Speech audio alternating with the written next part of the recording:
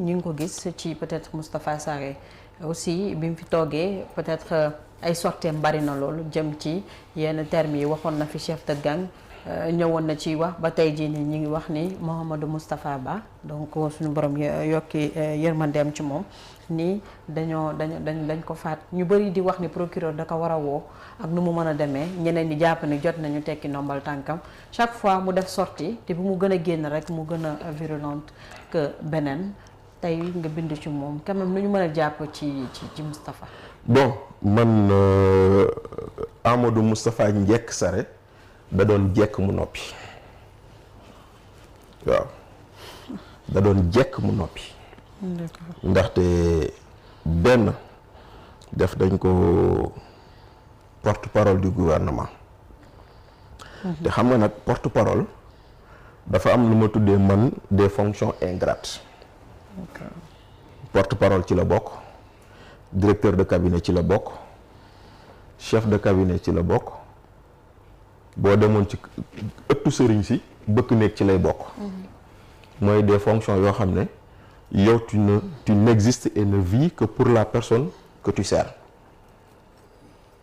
tey jii boo demoon ci keppaar sëñ Muntaxa am na ñoo xam ne bu ñu duggee ci kër gi 5 heures du matin balaa ñoo génnaat ci kër gi guddi jot na xamuñu lu xew seen kër parce que seen lépp c'est autour de sëriñ bi directeur de cabinet noonu la mel porte-parole aussi amoo pour wax lenn lu dul lu ñu jàpp ni rek ci kilifa gi la jóge donc quand tu es porte-parole du gouvernement boo waxee ça engage le gouvernement mënoo ne la ma doon wax man la concerné c'est-à-dire que y a des fonctions yoo xam ne boo ci tollee tu n'as pas à exprimer tes états d'âme ni tes sentiments tu as à exprimer ce que veut ñu liñ la wax loo nga wax fa te nga yem foofu noonu donc cela dit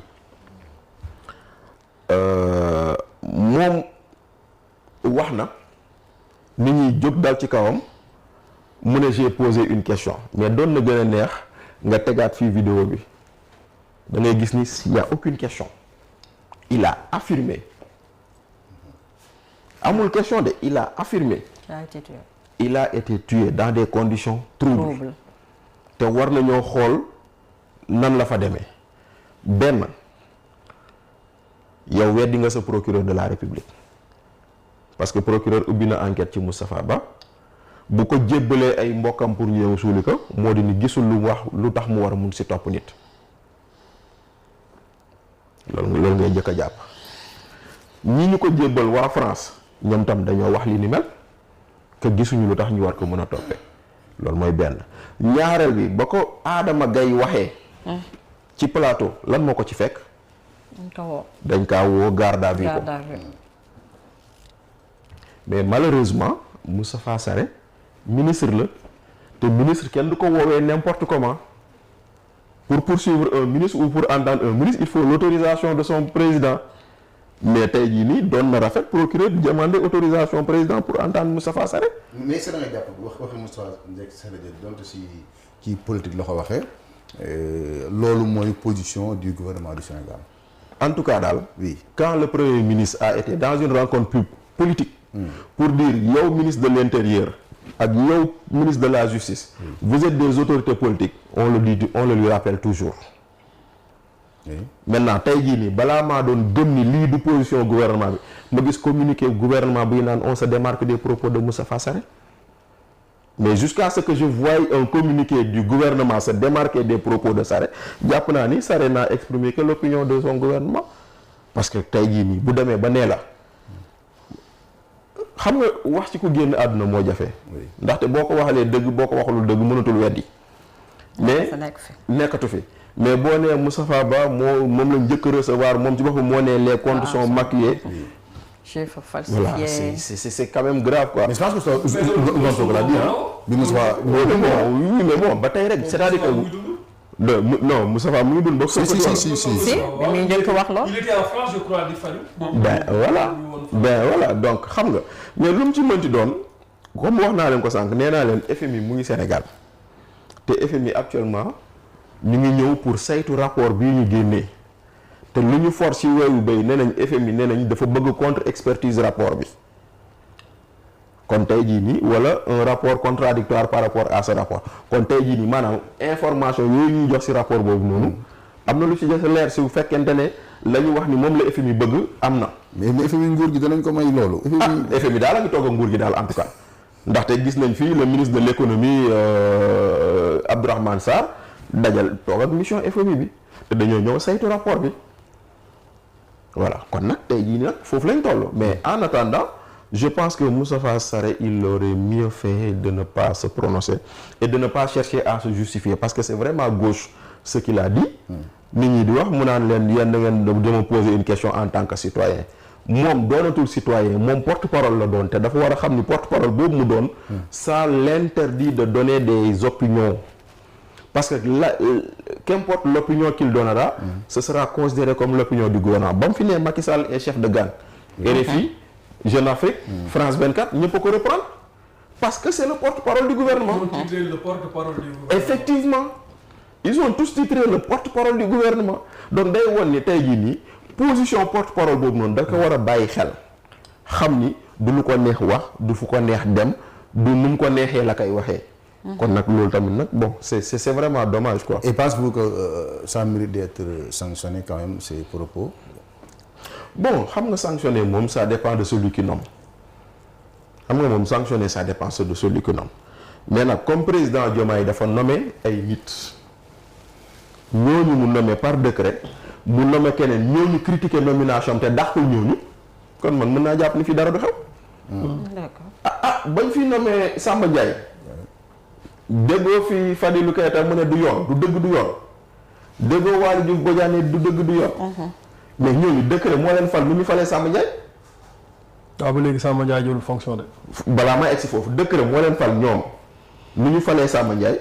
kon décret boobu noonu signé pour ñoom moo signé Samba Ndiaye pourquoi ñoom ñuy contester la nomi le celui qui a nommé mais loolu manque de respect la envers le président de la République dans un pays normal ñun da nga leen di dàq. loolu lay benn. kan mooy contre signé décret maa ngi ñëw deuxième bi. premier ministre toog nee ñu décret boobu de gisagoo leen nii doo leen gis fu ñu ko contresigné mooy maanaam le premier ministre refuse de contresigner un décret signé par du président mais loolu motif de licenciement la. mais bien sûr mais yow bu ma signé man maa am doole man la constitution jox le pouvoir de nommer et de gommer mais dañoo ne am na ay nomination yoo xam da nga ko war a contre-signer mais yow boo bañee contre-signer mais loolu sa dàq la. dàq man ndax wóor na man mi ne nañ leen nommé Bachir bañ nommé ko ginnaaw yàlla. non xam nga man maa ne nañ nommé mais signé woo yow da ngay proposer celui qui dit nañu nommé il propose. mais problème bi mooy yow en tant que premier ministre maanaam ca fal balaa la wax falum présidence balaa mais ba nga ko falee nga wàccoog moom. loolu dina garaaw de bisa. bañ ko falee ba mu waat la wàccoog waa parce que. dina garaaw de xalaat sax. mais oui mais même si buñ ko. àdduna di dox ba Bassirou Diomaye Faye jël décret wàcce Ousmane Sonko. xaw ma ndax dinañ ko xalaat ou pas mais tey jii nii loolu dans d'autres pays c'est motif de licenciement du premier ministre. oui mais bon comme li ko gars yi waxee anam bi ñu. waaw kon bu boobaa nag mais kon nag bu boobaa ceux qui nous disent que nous n'avons pas un président mais nous avons un président auprès du premier ministre aussi ils ont raison parce que quel que soit doole bu premier ministre mën a am ci réew doole boobu mu ngi ko jëlee ci président kan kala may doole mënoo ko doole. ça c'est constitutionnellement d'accord. mais on est dans maintenant si réalité du pouvoir bi doxe moom yow da ngay xam ne sax aujourd'hui même ministre yi nommé Ousmane Sonko dans la constitution ça doit se passer comme ça premier ministre mooy proposé mais xam nga ne yow li daan am sax président da daan consulter boppam directement un ministre nommé ko. non fii demeewul noonu. mais oui mais d'accord c'est pas parce que demeewul noonu. que on doit en faire une règle. c'est pas parce que moi je veux un président fort parce que man loolu laa bëgg tey jii nii. je veux un premier ministre fort mais je veux un président très fort. mais aujourd'hui nous avons un président faible et un premier ministre très fort maintenant yow tu te rappelles l'année dernière ba ñuy soog a falu may leen ñoom ñaar il va falloir que mu am complémentarité mais bis bu amee tiraillement rek c'est pas bon pour nous mais pour l'instant pour qu'il y ait complémentarité j'ai le sentiment que c'est Diomaye qui cède parce que bu leen fàtte ni ba premier ministre ne daw ma assemblée pour dem defi sama déclaration interview bu ñu Diomaye def la wax mu ne ñaan naa ko njekk. waaw léegi déggoon ngeen ko fi non mais président warul ñaan njekk premier ministre da ko war a jox ordre mu defal ko mais kon tey jii président Diomaye moo ñu wan ni moom devant le premier ministre il est faible. maintenant nag après nag tant que ça marche man j'ai pas de problème mais attention demain au clash. d'accord voilà. D'accord léegi bu ñu continuer ci li nga xam ne moom moo jëm ci justice liberté et démocratie ñu njëkkee ci loi bi wala ñu dem ci Ardo Gningue ndax Ardo moom daanaka le 26 mars prochain la ñuy délibéré carrément ci ay yëfam donte procureur sàkk na 6 mois dont 3 mois ferme mu di loo xamante ne ñu bëri ñi ngi wax ne dañoo bëggoon mu dem Korité foofu tey noonu la demee mais quand même Ardo lu mu mën a wax tamit même bu dee excusé wu na Bachir ay saaga non Biba man dafa am loo xam ne dama kaa wax te waxati ko keroog dégg naa la si nga say wax lan nga ma déggoon ma wax tu peux le répéter dama ne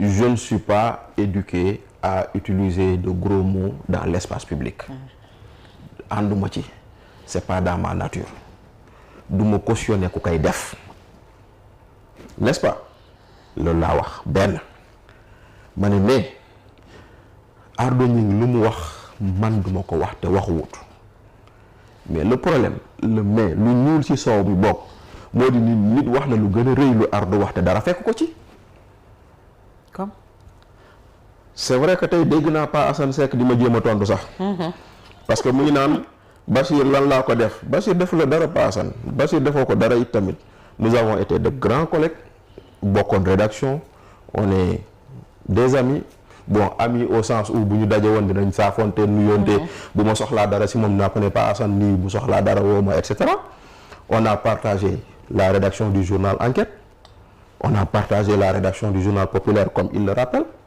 pendant presque 4 à 5 mois man ak moom tous les jeudis ñu ngi doon bokk benn émission sur Sans Limite y a pas de problème mais man quand je parle de principe je parle de principe te ni ma ko waxee ci principe yooyu noonu laa ko waxee ci Mouhamadou Lamine Niang je vais le citer Mouhamadou Lamine Niang c'est l'actuel DG du Soleil man ak moom ñoo bokkoon classe on a eu le bac la même année mais quand il s'est agi de parler de médias reconnus et non reconnus dama toog télé nee leen kii ñu fal DG Soleil amul diplôme journaliste et amul 10 ans d'expérience donc principe moom may tax di wax quand je parle de principe je regarde pas kan la soxal ak kan la soxalul bu ma waroon da bu doon woon yow moom la wala Fallou quels que soient les rapports que nous pouvons avoir damay wax lu ma xalaat donc bu ñu personnaliser les choses buñ ko jël naan ay waaw lan laa ko def man mënu ma def dara Pa Assane te man itam mënu ma ko def dara mais principe laay waxee la mu wax bu fekkoonte ne jamonoy néolithique la sax moo ko wax n'est-ce pas bu doon jamonoy néolithique la sax moo ko wax loolay benn maintenant nag pourquoi moi je cite 5 cas moom mu bëgg a jël boppam seppi boppam léegi yeneen 4 cas yi il en fait quoi kii nekku bañ Sonko sa ndey liggéeyul xanaa kenn déggu ko du Cheikh Thioro Mbacké la lu tax waxu ci boobu kii ne ñun ñoo yor nguur gi ku fi yónnatu ñu nangam taan sa ndey du dégg na ko bien sûr docteur Diallo Azoura Fall ñu ne président Diomaye sa nangam taan dégg nañ ko wala dégguñu ko Imam Sall ñu ne bépp jigéen bu woteel Amadou Ba dooméram nga dégg nañ ko wala dégguñu ko kon léegi lu tax léegi waxul ci cas yooyu yëpp boo demee bay waxal ci lépp parce que man cas yooyu yëpp laa boole ne cas yi ak du Ardo bi benn la mais bu fekkente ne dañoo topp Ardo bàyyi cas yële par parloo day dugg et surtout que nag par parloo boobu dañ ko teg ci ay nit toog ci Facebook mais kii warul korité këram te apparemment on va vers ça ndaxte benn le 26 de lu ñu ci teg korité jot benn Ardo dañ ko war a àtte jeudi passé bizarrement ñu indi ko tey mercredi loo xam ne indi nañ ko mardi placé nañ ko sous mandat de dépôt jeudi dañ ko war a juger ñu doxal jugement bi sans explication alors que le principe du flagrant délit c'est de dire la personne doit être jugée à l'audience prochaine la plus proche vendredi am na audience lundi am na audience mardi am na audience lu tax audience mercredi bi mais foofu am naa problème parce que xam nga le procureur moom bu organisé ne nañu juger en flagrant délit. Maintenant de moom mooy repousser audience je pense si je me trompe pas. mais c'est le procureur, les flagrants délits sont programmés par le procureur. d'accord sont programmés. mais donc comme procureur bëgg nañu àtte ko mu gaaw. waaw mais léegi kan mooy wax audience. léegi nag maintenant la question moo di ni ñenn ñu ñuy wax les juges yu ñu war a yu ardo waroon dajal ñan lañu. da nga si am ay doute. am na daal lu ñuy wax daal. lu ñu wax. am na daal gis naa daal ñu naan. juge bi ne woon Ablaye Ndiaye tëj naa la 6 mois. ci diffusion de fausses nouvelles juge boobu la ardo dajalaat. Ablaye Ndiaye. ñuy ànd ak Farba Ngom.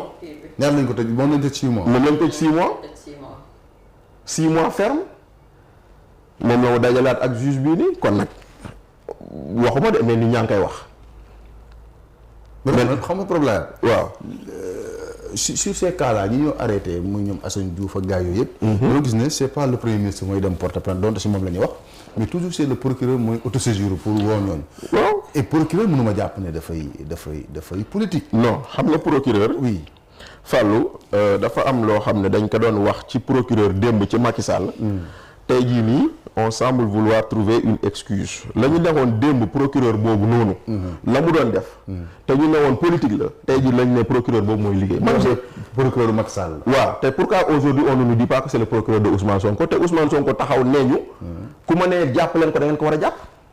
il l'a dit. voilà kon bu ko waxul woon on peut s'interroger mais fay jii benn xam nga Assane Diouf. mooy li may wax rek man am na ay kàddu déplacé yoo xam ne il ne me revient pas de truc mais Assane Diouf lan la wax 1000 milliards yi du dëgg du loolu la wax man 1000 milliards yi xam naa nu mu demee et cetera ñu ne diffusion de fausses nouvelles. mais Assane Diouf ma saaga nag. waaw oui bien sûr mais bien sûr moo tax may la xam nga dama commencé ne la xam nga am na ay saaga yoo xam ne il ne me revient pas de revenir là-dessus mais au-delà des saaga 1000 milliards yi ñu ngi koy toppee. article boo xam ne ci code pénal la ne. ci code pénal la ne il faut le dire. oui mais article boobu il a fallu que ce pouvoir soit présent. pour ñu mën ko ñu gis ñu kuñ koy toppee nit. muy article 254 du code pénal. alinéa 2. article bi moo ne. article premier d'abord. l'offense au président de la République par l'un des moyens énoncés par l'article 248. mooy média machin et cetera est puni d'un emprisonnement de 6 mois à 2 ans et d'une amende de 100 000 à 1,5 francs ou l'un des deux peines seulement. Alinéa 2 mu ne les peines prévues à l'alinéa précédent sont applicables à l'offense à la personne qui exerce tout ou prérogative du président de la République. man ci sama dégg-dégg parti bi dañ ko war a dindi ci code pénal bi xam nga lu tax. parce que lii bañ koy def jamono boobu amuñu premier ministre. loi bi bañ koy def amuñu premier ministre jamono yooyu noonu président bu daan tukki benn ministre la ñuy tànn mu assurer intérim président de la République. kon quand tu assures l'intérim du président de la République tu as les attributs du président de la République kon nu ñuy protéger président dañ la war a protéger. te jamono yi kan la doonoon lu si ëpp Jean Collin la woon. man moo tax ma jàpp ni tey jii nii ci fu jamono toll nii. jamono Jean Collin la. waaw yow li dafa day tey. mais yii moom wax dëgg fa. moo tax ma jàpp ni fu jamono toll lii kenn waru see topp nit maintenant tu peux poursuivre pour diffusion de fausses nouvelles mais topp nit pour article pour quelqu'un qui a une ou prérogative du premier ministre mais boobaa boo nee préfet bi saay-saay la kon dañ la ciy topp. parce que le préfet est nommé par le président. te mooy ndawalu buur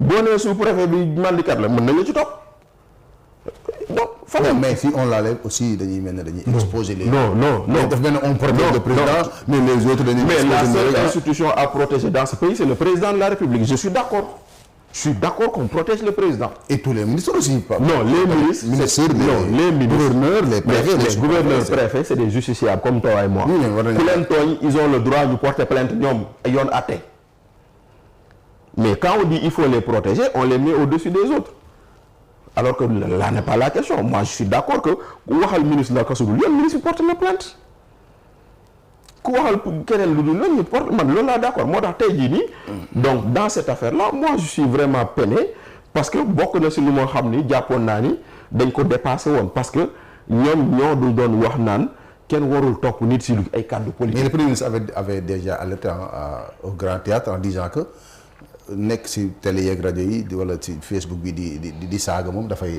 dakk. mais moom moo fi daaxoon saaga moom premier ministre. te Waly Diouf Bodian waxoon na ko xaw ma Abbas Fall. mais ma ne premier ministre moo fi daaxoon saaga am na wala amul Ousmane Sonko. kan la fi saagawul fii Sénégal.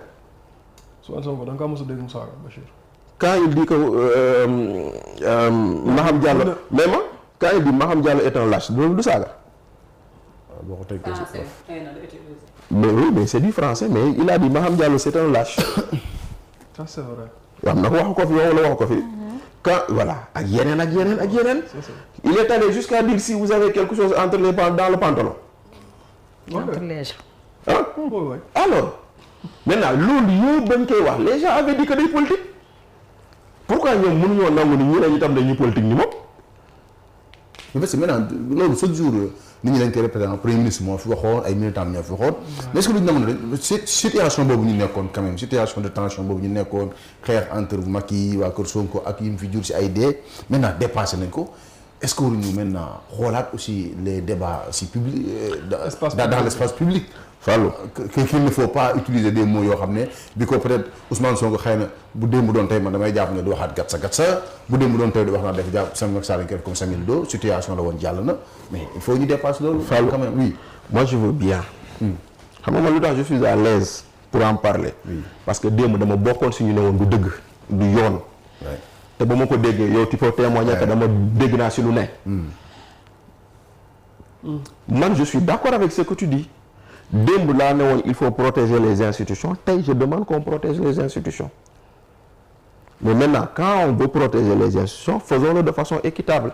ok c'est-à-dire que aujourd'hui la protection des institutions dafa mel ni dafa am benn partie bu mu jéng mooy maanaam seetlu ñu ñuy jàpp ñëpp benn côté lañ féete ànduñu ak Pastef kenn lañ jàpp si ku bokk Pastef ci ay saaga dañoo dem ba tribunal ñu ne daa wérut dem leen feju ko kenn laa fi gis bu dul loolu ñeneen ñëpp dara fekku leen ci c'est ça le problème nag moo tax man je suis d'accord avec Cheikh Oumar Diagne ba mu ne Azoura Fall mii njëkk saaga buñ ko jàppoon lii yëpp du am et je suis d'accord parce que ñun dañ ko doon wax dañoo gëmoon ni noonu la waroon demee dañ ko waroon jël teg ko ay daan. rupture bu jafe la nag jàpp sa militant. ah mais non mais rupture bu jafe la mais c'est vrai que moo premier au Sénégalais mais boo wootee rupture c'est-à-dire que boo wootee rupture parce que man damay joxe sama cas ci loo xam ne dama ko jàng école primaire am sama maître boo xam ne doomam dafa nekkoon ci classe bi mais moomu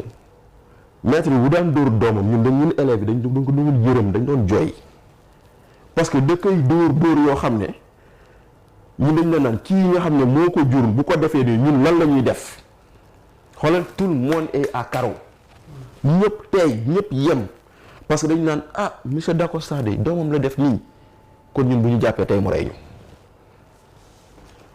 qui aime bien châtie bien gis nga rupture boobu boo ko tegoon dara du xewati rupture boobu boo ko tegoon dara du parce que tey ji topp nañ commissaire Keita ndax lan mu toog non dégg naa waaw non am na média yu ne Diomaye Sonko dañoo dégg naa bu dee loolu am na lu garaaw la loolu dafa jox topp nit ñu jox ko division de fausse nouvelle. division de fausse nouvelle alors que d'abord la nouvelle n'est pas nu mu tuddati n'est pas une fausse c'est pas une nouvelle parce que il n'est pas le premier à le dire parce que boo déggee nouvelle mooy loo xam ne yaa ko njëkk a wax. lu bees la. est-ce que c'était fausse sax. mais non mais parce que Djibi Ndiaye Gueye dégg nañ ko ci benn kii bu mu demoon fële. Grand Théâtre non pas Grand Théâtre si ses la woon yaakaar naa. ci discours am bi muy jeexal mu ngi naan Sonko. bul gëdd. Sonko bul mer waaw Diomaye bul gëdd Sonko bul gëdd. ci semaine yooyu voilà. donc mais dans tous les cas dégg naa nit ñi ñoom dañoo jàppante pale dafa jar topp nit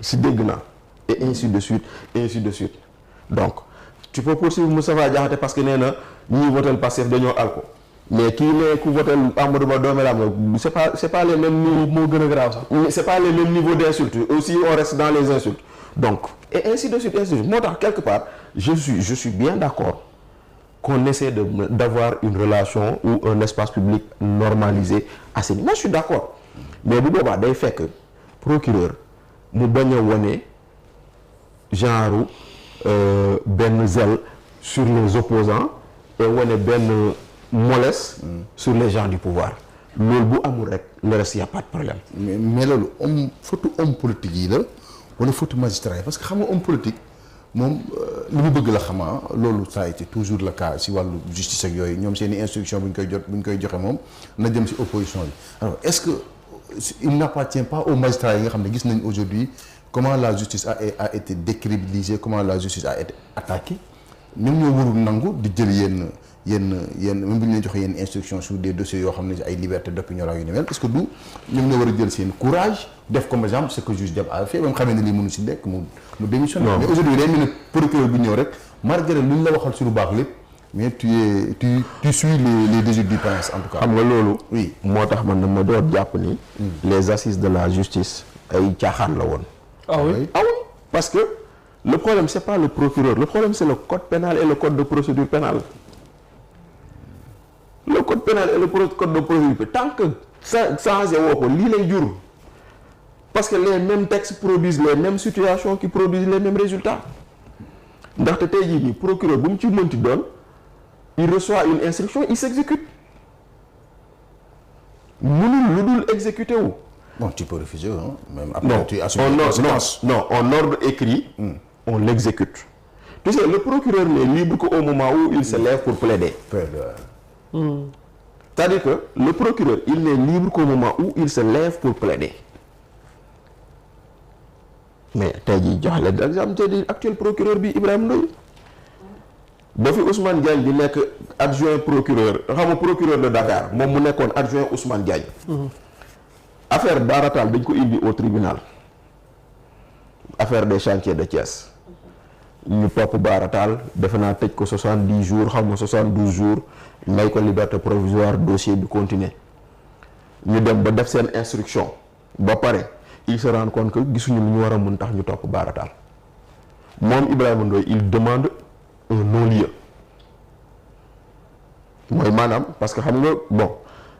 relaxé mooy atte nañ la amuñu preuve bàyyi nañ la mais non-lieu mooy gisuñu lu tax ñu war la yóbbu atte ji la gisuñu indice quoi. waaw gisuñu indice Ibrahima Ndoye bind ñu demandé non-lieu mais ordre la jot ñu ne ko topp ko mu changé réquisitoire am fu mu ne woon gisuma lu ma war a toppee Baratal mu wëlbatiku ne gis nañ ko yóbbu dem leen atte ji ko Ousmane Diagne mii la woon ak Ibrahima Ndoye mii ñu ñëw ba ci baar ba taxul lu dul kaay leen ñu àtte ñu ñëw taxaw Ibrahima Ndoye ne Sénégalais yi ah man de samay kilifa ñoo ma ne ma topp kii waaye kii gisuma lu ma ko war a toppee maa ngi ñaan juge bi nga bàyyi ko. mu wax ko ci baar bi. ci baar bi. C'était sur les chantiers de Thiès. C'était sur les chantiers de Ibrahima Ndoye à la barre il a dit gisuma lu tax ñuy topp Baratal.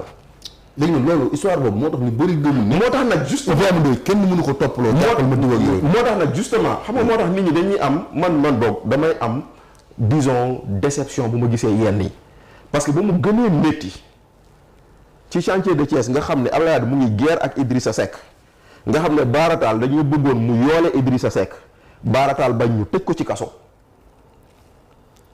ba ñu demee ba loolu ba mu méttee c'est là où Ibrahima Ndoye avait pris ses responsabilités moo tax je ne comprends pas si yu ndawaan ñi muy nangu ñu koy disons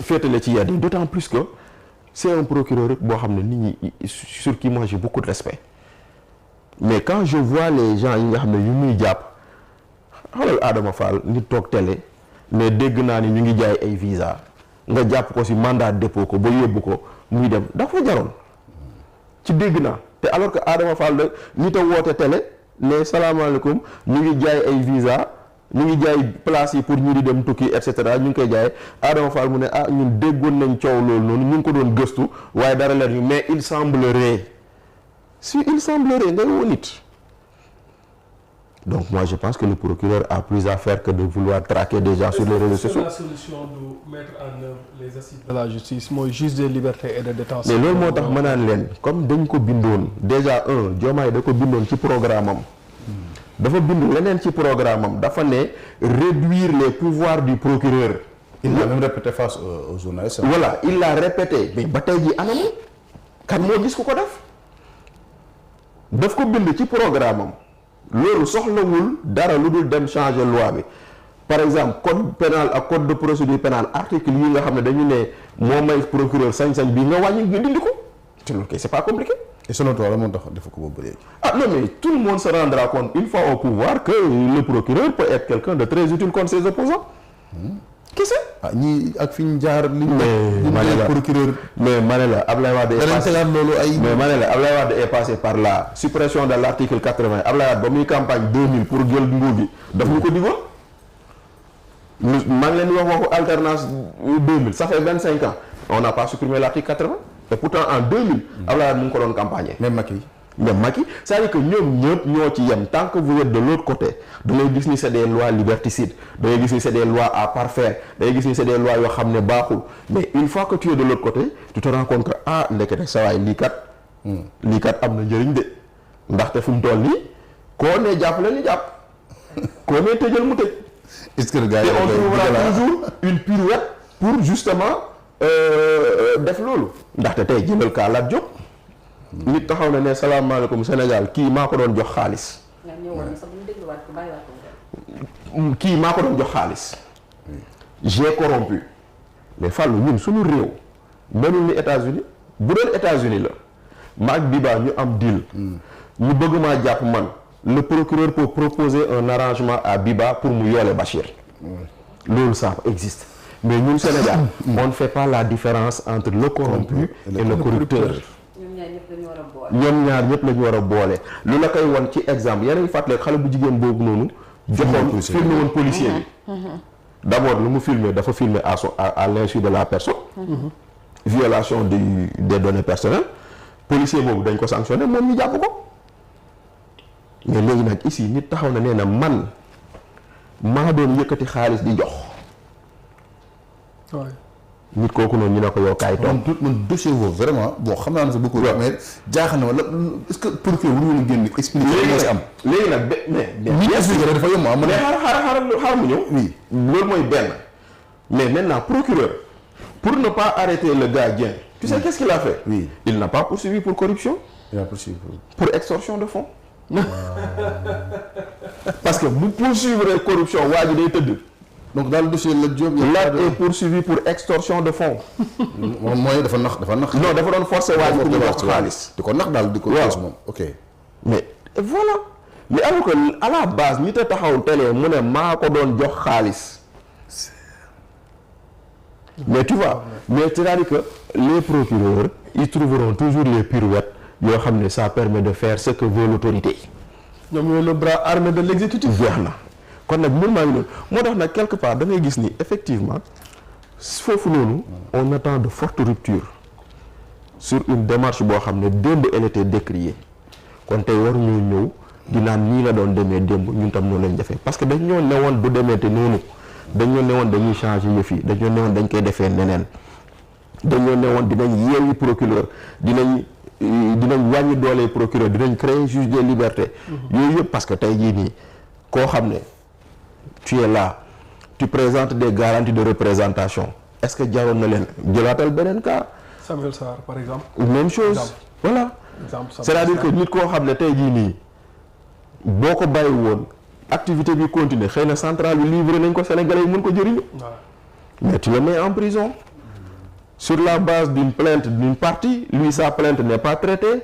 amoon na benn moment ngeen dégg naan le juge avait demandé une contre-expertise qui lui était favorable gis ngeen ko ba tey il est en prison gis ngeen leneen ak leneen muy loolu jëlal cas Farba Ngom Tahirou Sarr mais ici quel est l'objectif humilier des gens ou récupérer l'argent supposément volé lan moo war a nekk objectif normalement yow nga ne yaa ngi wut si nit 125 milliards yoo xam ne jàpp nga ni alal ju lewul la bu ñu jël ci état du Sénégal mais 125 milliards yooyu nit ki indil la caution bu 400 milliards nga teg ko foofu noonu tëj ko mooy finalement tu cherches à humilier lan moo war a nekk l'objectif dans pareille situation est-ce que c'est de mettre des hommes d'affaires en prison hier j'ai discuté avec un ami clerc dans un cabinet de notaire mu ne ma dissolution d'entreprise ay benn ñaar lañ daan am ci at bi. mais depuis 1 an on en compte à l'appel et des dizaines par mois. benn mu ne ma ñaareel bi création de filiales surtout en Guinée mu ne ma xoolal sénégalais yu bëri ñu ngi ubbi ay filiales Guinée parce que dañoo toll ci réew moo xam ne finalement Fallou day sol costume bu rafet ñu ne dafa sàcc. Fallou day dawal oto. maa ngi gis ñuy wax ci waxu Elimane Lam par exemple c'est comme si li nga wax ni c'est vrai ah. ñu ngi wax ay Elimane Lam. voilà donc gars yi waaye. non mais c'est-à-dire que man bu fekkente ne c'est des hommes d'affaires qui ont été dans des deals et que l'État permet de récupérer cet argent moi je suis pour hein. Mais après est-ce que lu ñuy def nii jar na ko jàpp nit ñi ñu tëj leen mais boo ko defee les autres hommes d'affaires. comme ça a donné ici une raison mooy des fois boo leen gars yi boo leen bàyyee itam mën nañu jéem a nëbbu ay yenn preuves yi. oui non on est d'accord c'est-à-dire que il faut comprendre que d'abord en matière pénale le principe c'est la liberté loolu la ñuy wax la détention est l'exception d'accord nañ loolu maintenant lu tax ngay jàpp tëj nit ki benn soit bu dee Bachir la nga xam ne ab wëndëng la xamoo fu mu dëkk te boo ko bàyyee mu dem bu subaa da nga koy bëgg a jàppat da nga koy bëgg a teg loxol ci moom doo ko mën nga téye ko ñaareel bi bu dee Bachir la ab wëndëng la dafa diloon ak ñeneen ñoo xam ne boo ko bàyyee il peut aller dissimuler des preuves nga téye ko ça je n'en disconviens pas. D'accord. Donc loolu xam naa ni c'est possible c'est prévu et que mais quand même je me dis que quelqu'un qui vient te présenter une caution supérieure aux sommes que yow nga yaakaar ni moom la jël ci yow mais téyel caution bi. D'accord. Parce que dès que tu saisis la caution moom mënatu ci def dara. Le temps de faire la procédure bu jeexee il a pris l'argent nga récupérer sa xaalis mu dem il n'a pas pris l'argent nga delloo ko xaalisam mu dem yoonam. Et puis que les choses continuent. D'accord choses yi day continuer le 2 avril prochain bu 10h jotee dinañu woo député yi fële ci assemblée ngir daal di mën a addu jëm ci examen wu proposition loi numéro 5/2025 portant interprétation de la loi d'amnistie numéro 2024-09 du 13 mars 2024 amnistie bi interprétation bi ñu ko bëgg a utal tey Bachir. utal ko lay kese la. da nga jàpp ni dañ ko teg ngir. waaw régler yenn compte politique. Biba man dafa am loo xam ne dama ko waxoon te dama ko gëmoon moo di ne Pastef du mës a dindi amnistie loi d'amnistie bi. D'accord. te loolu laa gëmoon te loolu laa fi gis ndaxte lu tax damaa jàpp ni Pastef du mës a génne loi d'amnistie bi parce que tous les chemins mènent à Pastef. ci li fi xew diggante 2021 ak 2024 tous les chemins mènent à Pastef te ñoom ñoo toog di jëfuur di wax man de. parce que comment. parce que yi nga xam ne si ay manifestations. lañ nekkoon ñoom lañ rey. waaw ñoom lañ rey wala bokk ñoom lañ rey loolu moom wóoruma. moo ñu ëpp si ñoom bon comme ni ko Ousmane Sonko waxee ah que ñi ëpp si ñi dee si waa dañu génnoon en tout cas pour jàppale Ousmane Sonko xëy na les yi gën a métti muy tëj kaso yeeg torture yeeg yi ñu jàpp yu métti yëpp Pastef lañ ko def alors. bon comment ça nga ne tous les chemins mènent vers Pastef. bon dégg nañ fi le ministre de la microfinance mu toog jàkkaarloog sénégalais yi mu ne ñu. moom moo doon organiser booy yi ñu taal Bambey. waaw nan la xam nga ku taalul waaye moom taal. waaw ba pare nee na dama koo assumer ndaxte ba ñëpp dawee maa taxaw. mais dans le cadre des manifestations. taal la ñu wax daal. Bachir loolu mënoo ko génne sax. Fallou moom Bachir taal pono mënoo ko génne sax. Sénégal gi. Fallou yow tu es en train d'interpréter tu fais dans la loi interprétative alors que moi je suis pas dans l'interprétation dama ne le fait laay wax. moi il ne me revient pas pour moi Bachir d'interpréter. Je suis pas juge c'est le juge qui doit. waaw déet Fallou yow yaa nekk di wax de man dama ne interprété wu ma dama ne ministre bi nee na bu Bambey tàkkoon moo ko taal léegi dem leen xool la ñu yàq Bambey ndax moom lam du moom loolu mooy question bi. ok Bambey am na lu fa yàqu ndax moom la wala du moom mais ministre bi nee na bu Bambey tàkkee moo ko taal as gone toog na ci télé mu ne. man de bañ ma jàppee ba tegal ma masse courant bi ci samay bagages yi damaa ne xaaral naa kalaateel mafia bi tudd ay tur diw moo ñu doon jox xaalis Khoureychi Thiam ci diw la ko doon jaarale yaay Fatima. te génnaat na sax wax ni maa ngi jot ay saaga ak mu naan mais damay réitéré ci li ma wax waa keñ mu ngi noonu mu ne ma yëkkati sama téléphone won ko kii bi message Wave yaa ngi nii loolu pour lan noonu pour defar cocktail molotov ñoom ba tey Pastef lañ bokk de nga jógee ko foofu nga mën a tudd keneen donc tey jii nii bon mais li gën a garaaw ci événement yi mooy ñi dee. waaw d'accord dama gis benn organisation société civile c'est pas comme Amnesty wax ne am na 65 morts yoo xam ne bal réel lañ leen moo leen rey. d'accord loolu da nga gis ne. d'accord xanaa doone ma da nga jàpp parce que non ay gond dóor seen i manifestants quand même. Fallou oui ay nit dee nañu. yàlla na leen yàlla yërëm di masawu seen i njaboot. maintenant la question à poser elle est celle-ci. est-ce que ñuy dee ñëpp ay balu force de l'ordre moo leen rey xaw ma xamoo. loolu enquête moo koy leeral. merci beaucoup kon nag bu ñu tollee ci enquête la ñuy xam ku nekk lan moo ko rey bu ñu tollee ci enquête la ñuy xam ku nekk lan moo ko rey mais ñii dee am na ñoo xam ne deewuñ te bal reyu leen tamit ndaxte am na koo xam ne ci premier événement yi ca biir Auchan Kër Massar lañ ko fekk mu faatu foofu noonu lu ko rey foofu war nañoo xool lan la ak leneen. kon nag tey jii nii nag dañ ñoo jàppoon ni man dama bokkoon si ñi nga xam ne ba président Macky Sall ne damay def loi d'amnistie man dama bokkoon si ñi nga xam ne dañoo ne woon d'accorduñu ci loi d'amnistie. ok ndaxte man dama ne woon je veux la vérité avant le pardon man loolu moo nekkoon sama position musuma d'accord ci loi amnistie muy benn. président Macky Sall ba mu demee ba di ko jël dafa am ay universitaires ñu dajale seen bind ñu toll ci limu 222 professeurs d'université ñu def seen tuddee seen bopp cadre universitaire pour la démocratie bind ni ñoom d'accord ñu ci loi d'amnistie bi et que loi d'amnistie bi baaxul ci réew mi loolu la ñu bind. mais lu ci bizarre moo di ne ñoom ñu ci ëpp dañ leen a fal après loolu. loolu dafa am lu si grave. ah si. ah non. ah si des universitaires mën nañu far. mu dutee ñu wax seen xalaat. déedéet dañ ñoo gëmloo woon ni nag faruñu nag c'est ça le problème Fallou bu doon dañoo ne dañoo far ñu nangu ni dañoo far yow Ngouda Mboup musul nangu ni Pastef la bokk. mais ku xam-xam nga ne. déedéet daa am ku xam jàppale souvent. non non am na benn defal na Ngouda Mboup musul nangu ni Pastef la bokk. waaw parce que yónni woon carte Pastef. mais mu bokk ñu fal ko ci seen instance yi comme commission de xaw ma la. mais xëy na dañoo gis ne. mais loolu moo doon nekkul si yàpp mais mu doon naan si ñeex mi. loolu léegi nag c'est-à-dire que tey jii nii ay universitaires dañoo dajale seen i ak bind. ñu ne ñoom loi d'amnistie baaxul te président bii di ñëw da cee war a génnaat.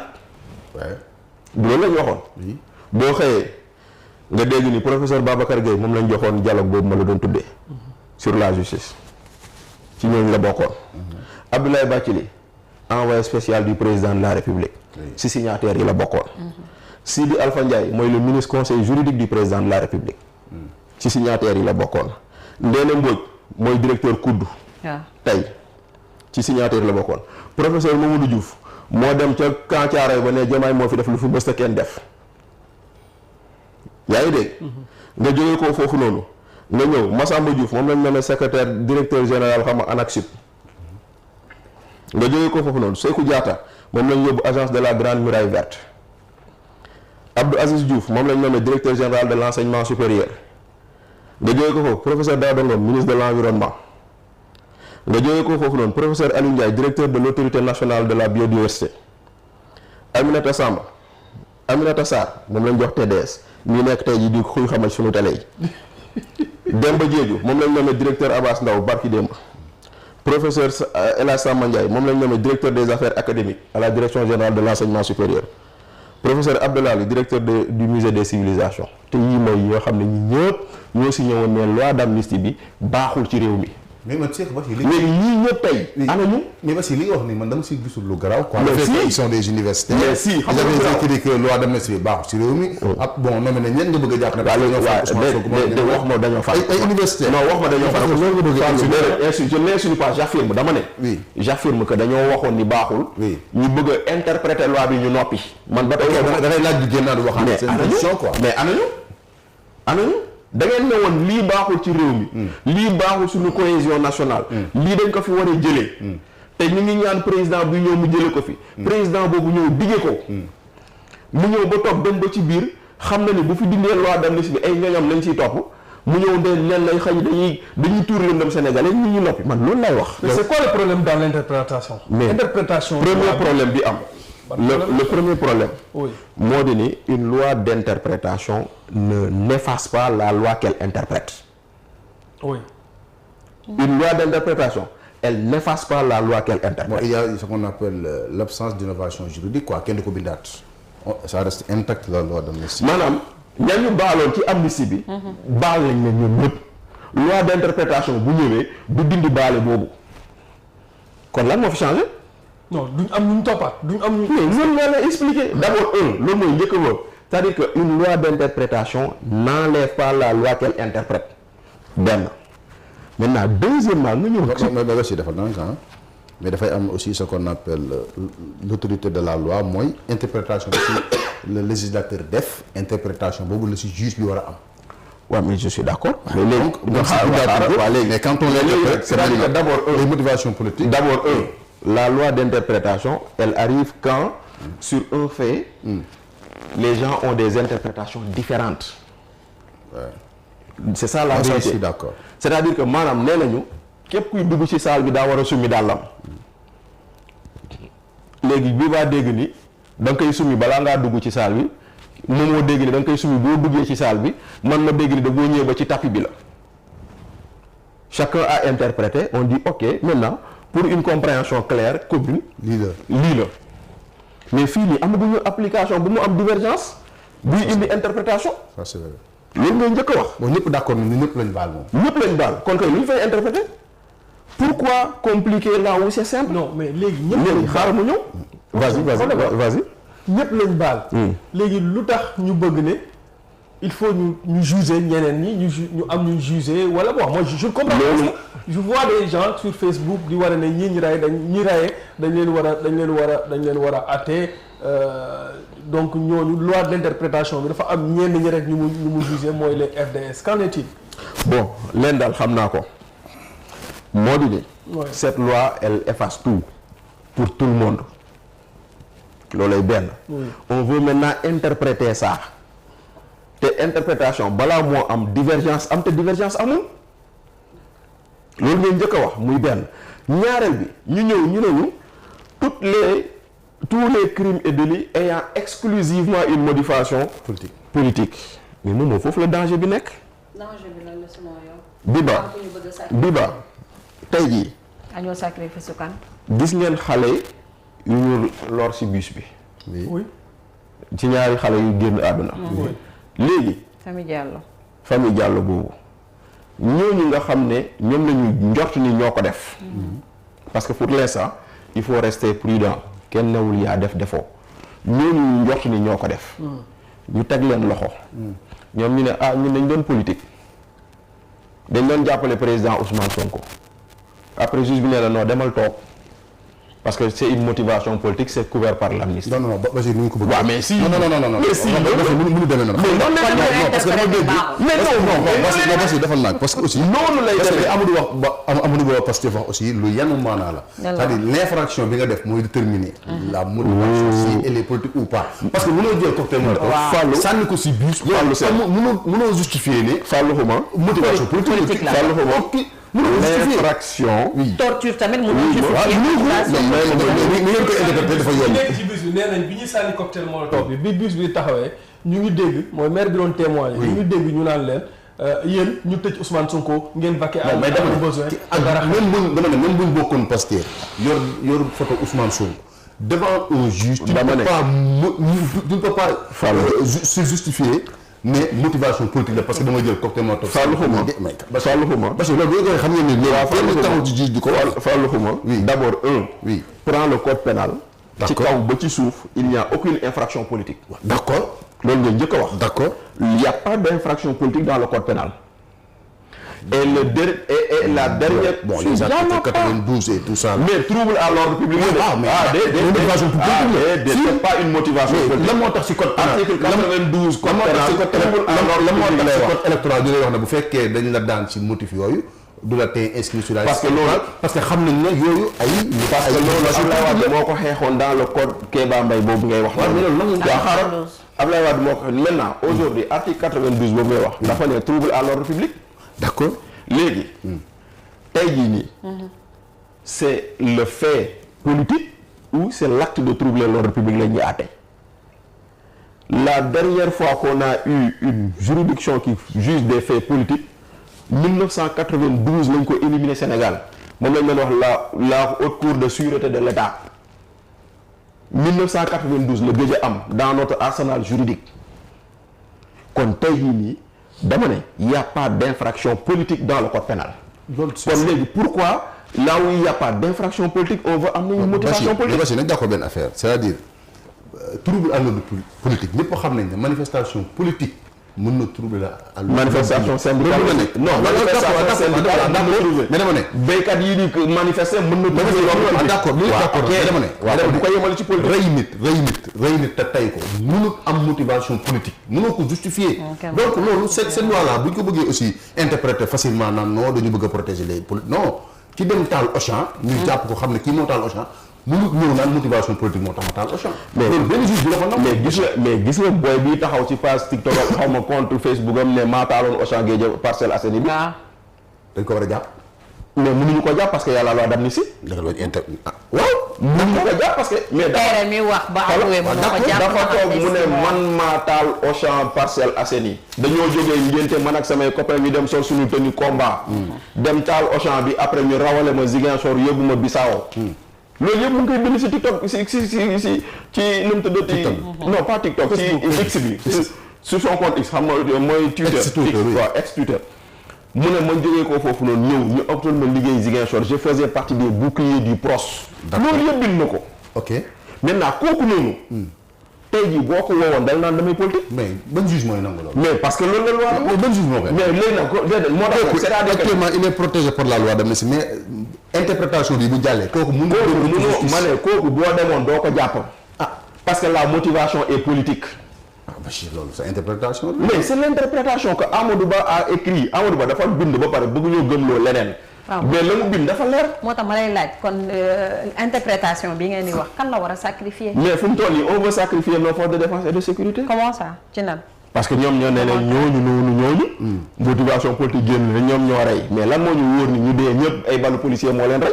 pour commencer enquête rek ko mën a leer. mais justement maintenant léegi daal juge bi bu ñu xam nga fu mu toll nii loi d'amnistie bi interprétation bi daf mel ni loi tànn ceeb mooy maanaam seppil bii tegal bii déwénal bii defal nii alors que les Sénégalais attendent une abrogation de la loi pour ñu xam ki def ak ki deful. d'accord te Ousmane Sonko moo ñu ko dig. ça c'est vrai. du moo toog Assemblée nationale ñëw ñii lire discours am mu ne la loi d'amnistie sera rapportée. Thérèse Faye Diouf ne ko monsieur le premier ministre. différence entre. lan mooy différence entre rapporter et abroger muy tontu mooy leen yéen a ñu mayoon loi bi bëggatuñu on va abroger la loi ñun ñëpp ñu dem wuy ji. man mii sax damay wuy ji moo ñu ko wax wala wax ñu ko. élection législative dañu ko waxoon ñoom Alioune Tine ñi nga xam ne dañoo bindoon rapport sur la loi d'amnistie en disant que c'est une loi unique.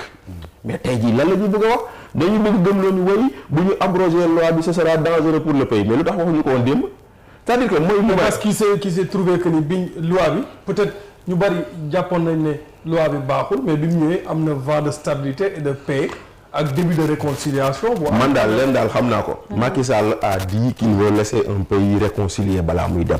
c'est la motivation qui l'a servi pour avoir cette loi. moi cette motivation je ne suis pas d'accord doyu ma woon.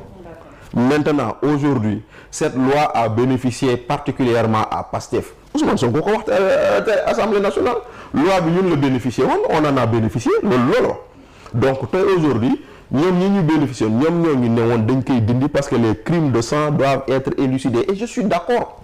et paradoxalement. et aujourd'hui ñu doon wax ne ñoom la ñu protéger. oui léegi ñoo ne nañ ko dindi waa APR. léegi ñu doon wax ne ñoom Macky Sall ngay protéger boppam léegi ñoom ñoo ne dañ koy. waaw léegi nag alors que ñoom dañ doon naan cette loi Macky Sall veut protéger ses amis tey jii ñoom ñoo normalement kay ñoom bu ñu d'accordul woon ci Macky Sall protéger ses amis xanaa kay bu ñu dañ koy dindi. en tout cas loolu lañ promettre. mais justement kon nag tey jii nii la question est de dire ñooñu promettroon loi bu ñuy dindi te dindiwuñu ko ñu bëgg ñoo dugal ci ay interprétation te man nag interprétation laa d'accordul.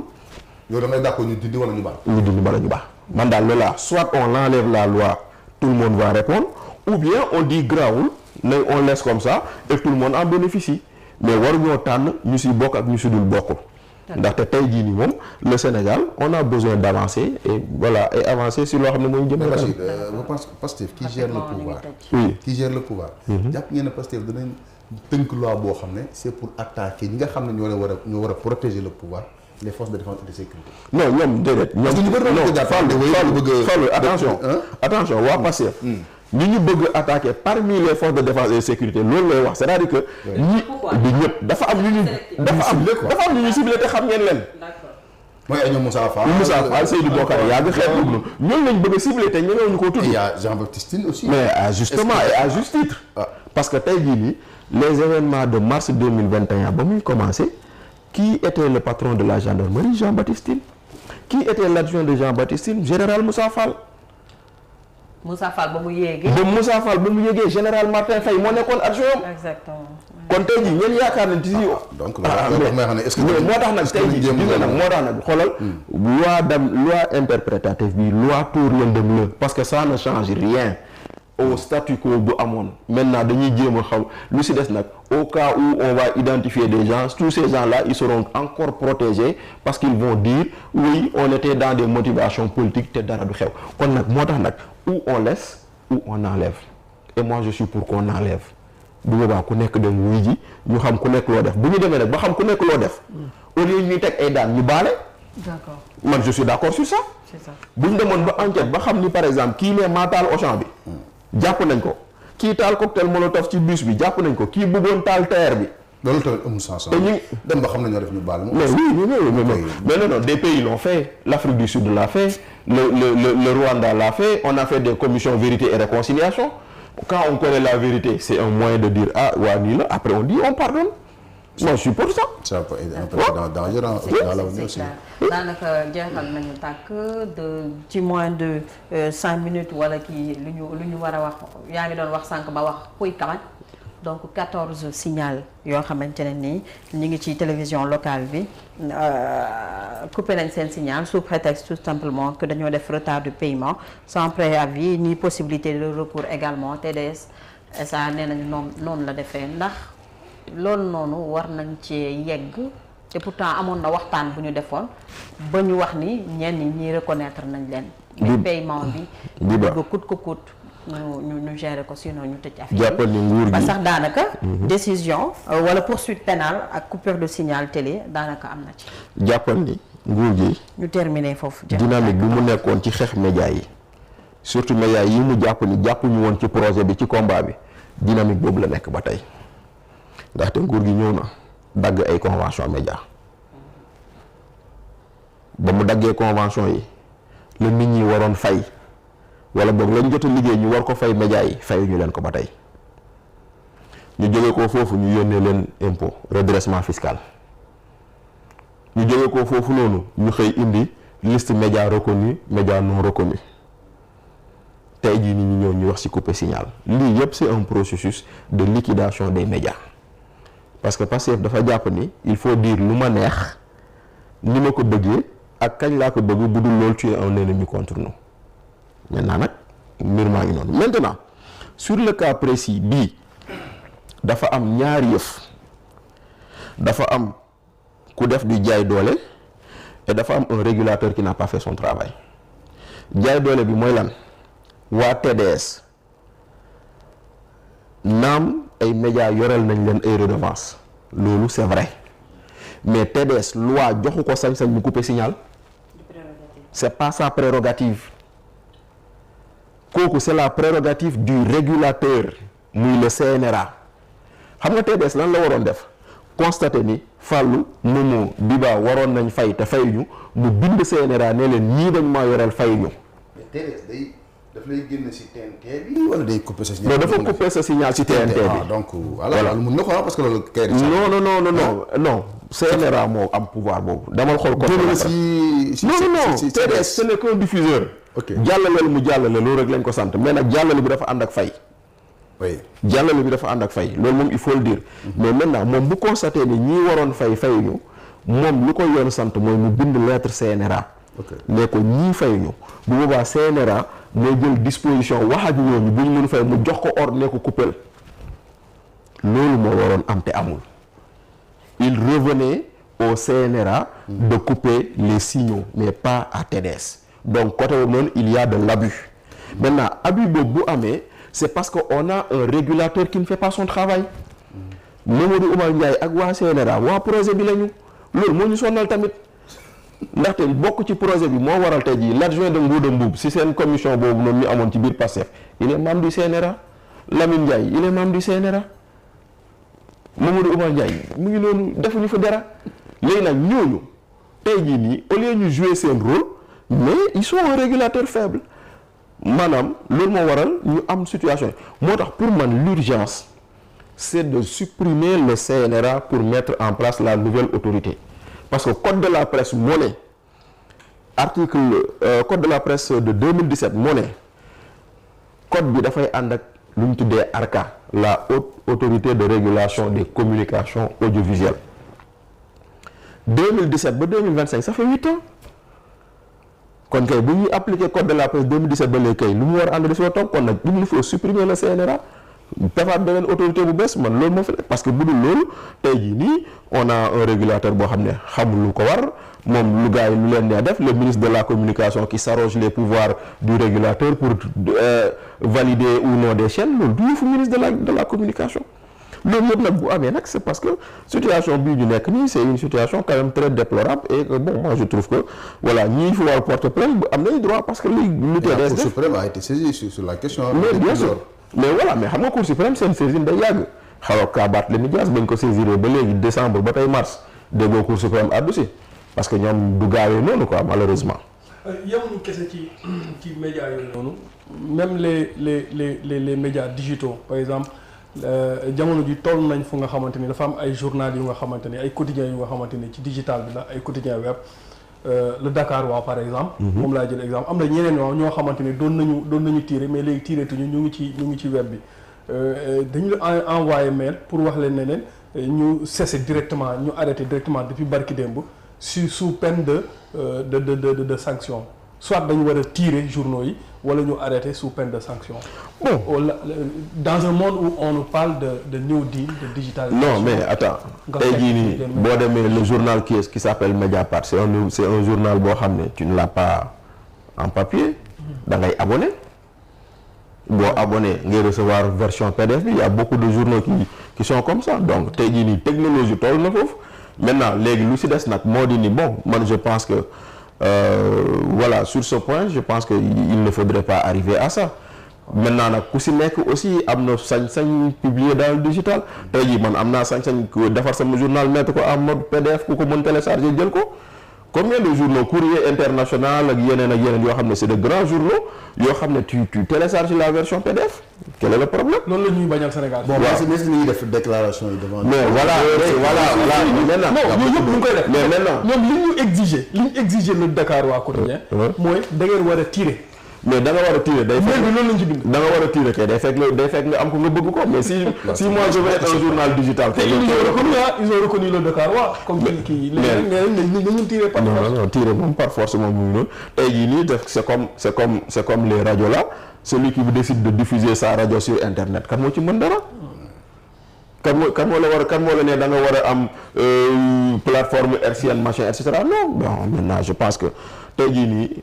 loolu day wane ni quelque part moo tax lu may wax naan l'urgence c'est de dissoudre le CNRA parce que da koy wane parce que il nous faut arriver à ce que tey jii nii modernisation bii ñu am ci secteur des médias ak audiovisuel de façon générale ñu am ay textes yoo xam ne dafa méngoog jamono ndaxte ba ñuy def code de la presse c'était un combat de presque 10 ans avant l'aboutissement de ce code de la presse parce que ñun dans les années 2000 sous Ablaye Wade ñun ñoo gisoon ni code de la presse bi war nañ ko togg di ci liggéey dem ba am benn projet de code de la presse yóbbul ko président Ablaye Wade pour ñu voter ko Ablaye Wade ne wax bi Abdou Diouf waxoon du ma ci changer dara yóbbu leen assemblée mais jamono jooju ñoom ña nekkoon assemblée dañoo ne woon ñoom d'accorduñu si ñu bind ci code de la presse bi parce que pendant très longtemps ñu ngi doon werante naan dépénalisation déprisonnalisation lu tax journalistes yi naan ñoom bu ñu defee diffamation kenn du leen si tëj et cetera débat boobu nekk fa diggante 2011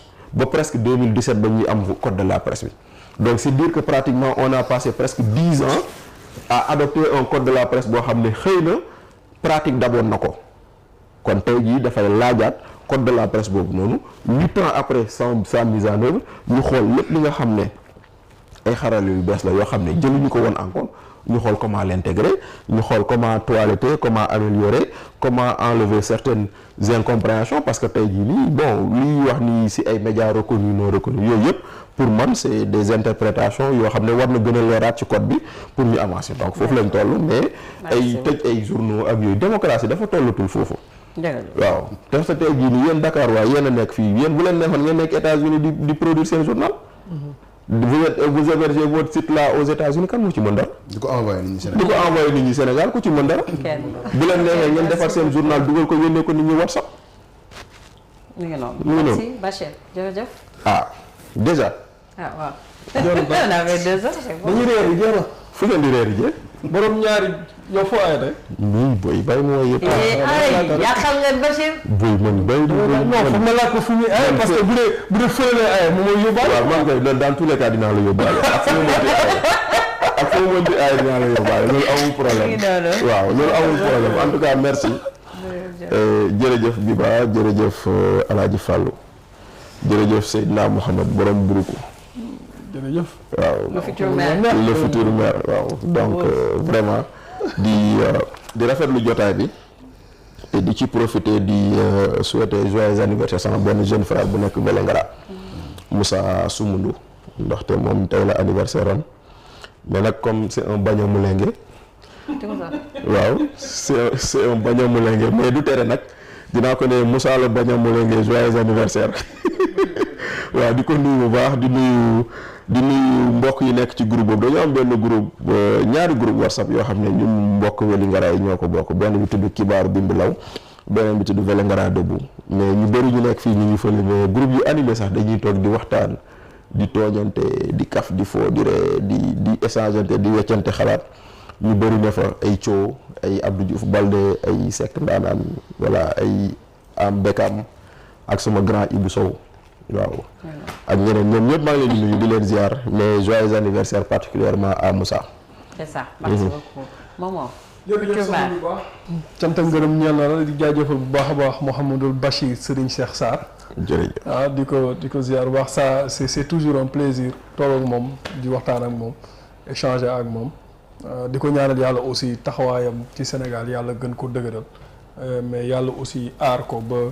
noonam yi nga xamante ni bëgg nañ ko gis ci leneen buñ ko ci gis donc di jaajëfal bu baax a baax Alaaji Fàllu Xuma borom Touba borom daaray Kaamil borom sañsa bi waaw ñu ngi koy jaajëfal bu baax a baax di jaajëfal ñu doon seetaan ñëpp waaw c'est ça borom daaray Kaamil borom sañsa bi ñu reste luñu def Fall suñu PDG mag yow lan te Moussa Faye ne fi waa ay duñu benn kon yow tàggoon noonu rek yow fa dama ko dari ba mu moom tàggoon li ma ci moom de Moussa Faye gis naa mënu ko si moom jaaxle moom la yow taxawal man tamit su ma bàggee rek ñu ne kay ameloon ka ma yow mu na amee bor bi kañ lay jeex saa waay daal bu fekkente ne bëgg na ñu def ko PDG à la place de Moussa waaw liñ ko wax ci suuf na ko def na ko lijjanti su ko lijjantee lijjanti loolu na ko PDG xoolal ak fu ma mën a jaar ak Moussa yëpp xoolal ma affronté loolu Moussa léegi dafa beru waaye bàyyi ko moom it daa cof daw beru na dem na bàyyee ñu kër gi donc maa ngi gërëm di waa di gërëm Momo di gërëm ñu doon si mais surtout suñu invité moom il a dit si biir bi moom si kër gi la bokk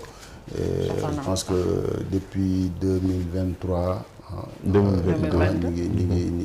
je pense je parle de la quotidienne bon waaw 2022 donc je pense que quotidienne yi ñoo ko démarré ndoo ba mu agsi fii mu agsi donc ba aujourd'hui tey peut-être aussi xëy na liggéeyam moo ko mayetul tous les jours muy ñëw donc bu ñu ko soxlaa muy ñëw moom mu bokk ci journalistes yi nga xam ne au Sénégal tam nga d'accord ak moom nga ñàkk d'accord ak moom da ngay nangu ne Bachir du ñëw di wax ci Mari Foro da ngay nangu ne Bachir c'est quelqu'un qui a vécu l'histoire politique du Sénégal da ngay nangu ne Bachir c'est quelqu'un de documenté même ñi nga xam ne dañ ko contre sax booy waxtaan ak ñoom dañuy wax ne Bachir moom bopp bi moom dafa am na lu si ne am na xam-xam maintenant nag démocratie noonu lay doxee et man je pense que régime bi dañu war a sax bëgg am des journalistes comme Bachir ñu leen ñu nekk ñoo xam ne pas contre le pouvoir mais contre le pouvoir di leen challenger di leen génne yéen a waxoon lii yéen a defoon lii et puis di ko teg si ay idées Bachir day bind nga gis un ministre génn tontu un DG génn tontu et man je pense que loolu lañ soxla ñoom bu ñu bëggee débat bi élevé je pense que dañu war a ñaan yàlla am ay ñu mel ne Bachir ñu taxaw seen kanam ba pare ñu bañ leen jàppe ay noon parce que kii Sénégal gii la dëkk Vélingara gii la juddoo fa la yoroo fa la ay waajuram nekk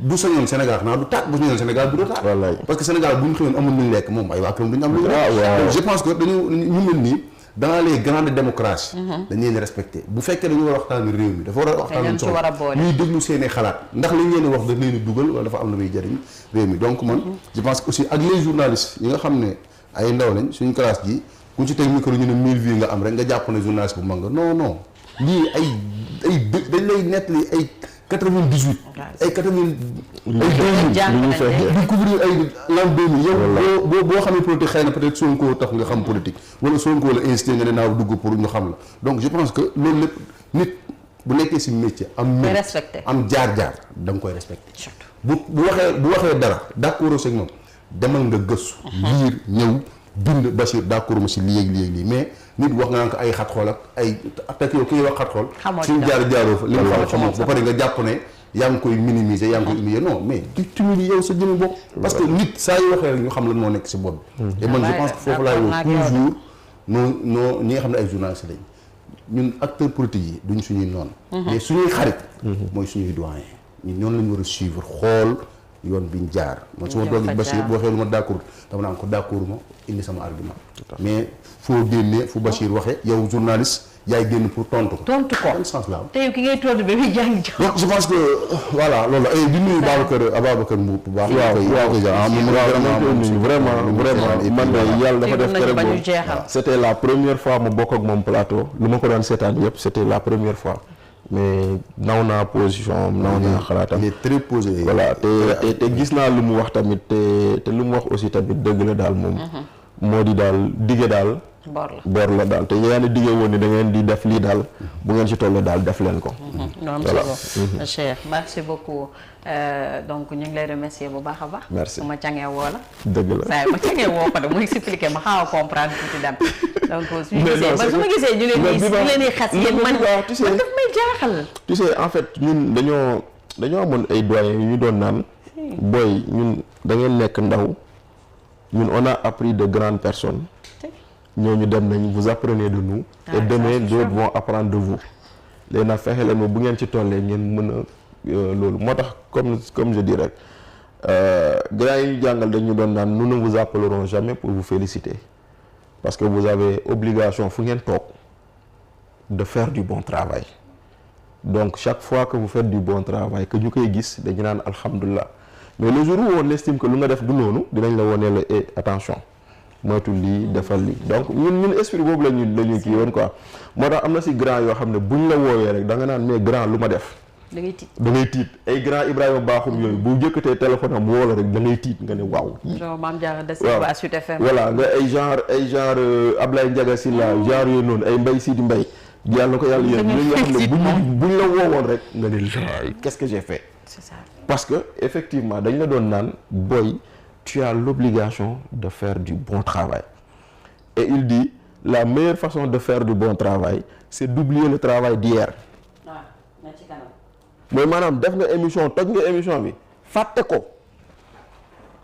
et te dira que la prochaine doit être meilleure ou sinon de même qualité ñun loolu la ñu doon wax moo tax boo bindoon article bi ñëpp naan non gars yi article bi nice na xoolal yow tu penses au prochain article que tu dois écrire. Voilà, donc ñun loolu la ñu doon kiiwee et ça nous pousse à l'excellence, ça nous pousse aux recherches, à la documentation. Mais nag malheureusement aussi journalistes yi dañoo war di lire. dañoo war di lire. Non, journalistes yi dañoo am vécu quoi dañoo war di lire parce que il y a beaucoup de choses. Tey jii nii quand tu lis par exemple les mémoires du général Lamine Cissé nga xool processus 2000 élection 2000 nan lañ ko gérer. waaw d'un général. waaye tamit nga wax ñi nga xam du ñu abale livre. waaw carnet rose d'un général boo ko xoolee da ngay gis nga xool général Lamine Cissé comment il a géré les élections comment il a fait comprendre à Abdou Diouf qu'il a perdu. Voilà et cetera tu vois ça c'est des étapes. nga ñëw lire ay par exemple le livre de Mansour Bouna Ndiaye xaw ma lan un prince en démocratie parce que Mansour Bouna c'est un petit-fils à Albouri waaw. Un prince en démocratie muy expliquer événements yi 62 yi ñoom ni ñu ko dundee affaire yooyu et cetera pour la petite histoire Mansour Bouna Ndiaye moo ñu jaral tey jii ñu am lendemain Tamxarit doon férié parce que moom moo def proposition de loi boobu te yaakaar naa mi ngi ko jëlee woon ci Cheikh Samsine jàppal ma ci Diallo. ki gaañu Samsine Samba Diallo. exactement parce que tëj nañ ko ci et tout également. c'est ça donc mi ngi ko fa jëlee. exactement merci beaucoup. voilà il y a un livre bu Sidi Lamine Niass bindoon si Abdoulaye wax un président par défaut. et ça avait fait très mal à Wade. c'est un excellent livre. c'est ça mais ça avait fait très mal à Wade. merci beaucoup jërë ngeen jëf mais ñu dul jël seen bureau yi teg ci ay livres te duñu abale. waaw ñoom tam waaw dañ leen kii. waaye nag xam nga nag. Bachir damay tëj. soo benn grand mooy naan la pire des conneries c'est de prêter un livre. la connerie c'est de prêter un livre et la pire des bêtises c'est de rendre le livre. moom dafa ragal xam naa dafa xam ne boobu moo ko abale. mais vraiment la connerie c'est de. ànd ak yow ci livre jënd livre ba door. ne la tànnal livre boo bëgg ma jëndal. waaw loolu defal naa ko. defal na yore def nga yore defal nañu. waaw yóbbu ma ci livre bi dama sànnal. Bachir wala yéen ñi jàkkaarloo amu leen problème mais ki nga jàkkaarloo. descendre sur le terrain dem leen gis. doo amale livre de day wax ba génn ci. te saa yu ñuy fekk fa livre bi da la ko am. livre daal il faut lire daal. sama livre préféré au Sénégal c'est la Constitution. ah oui. waaw léegi li ci biir yi tax doo amale. yooyu xam dama koy xool. mais baax na c'est bon. merci beaucoup jërëjëf merci beaucoup merci Raoul merci Abdou merci beaucoup demain incha allah ci beneen jotaay ñu fanaan jàmm.